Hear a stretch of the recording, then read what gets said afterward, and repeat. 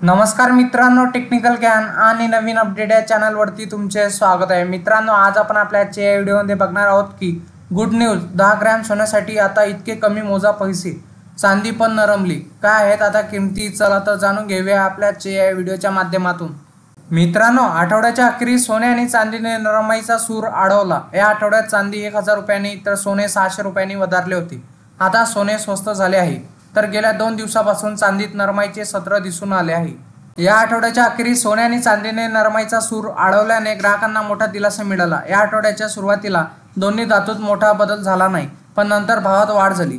सोन्याने 550 रुपयांची झेप घेतली, तर चांदी 1000 रुपयांनी वधारली होती। त्यानंतर किमतीत मोठा बदल दिसला नाही, पण आता गुरुवारपासून सोन्यात नरमाईचे सत्र आहे। चांदीची किंमत स्थिर आहे।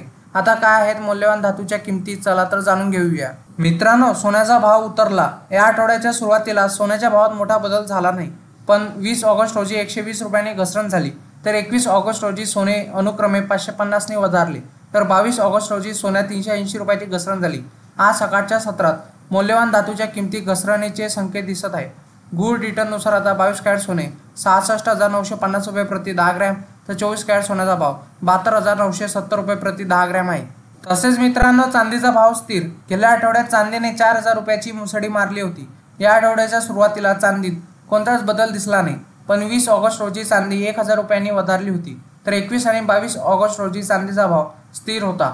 आज सकाळच्या सत्रात चांदीने घसरणीचे संकेत दिले आहे। गुड रिटर्ननुसार आता 1 किलो चांदीचा भाव 86,900 रुपये इतका आहे। मित्रांनो, इंडियन बुलियन अँड ज्वेलर्स असोसिएशननुसार IBJ म्हणते की 24 कॅरेट सोने 71,599 रुपये, तर 23 कॅरेट सोने 71,312 रुपये, तर 22 कॅरेट सोने 65,585 रुपयावर घसरले, तर 18 कॅरेट आता 53,699 रुपये, तर 14 कॅरेट सोने 41,885 रुपये प्रति 10 ग्रॅमवर आहे, तर 1 किलो चांदीचा भाव 84,820 रुपये इतका झाला। वैद्य बाजारात आणि आंतरराष्ट्रीय बाजारात सोने आणि चांदीवर कुठलाही कर शुल्क नसते, तर सराफा बाजारात शुल्क आणि कराचा समावेश होत असल्याने भावात तफावत दिसून येत असते। मित्रांनो, तुम्हाला असेच नवनवीन व्हिडिओ बघण्यासाठी तुम्ही आपल्या चॅनलला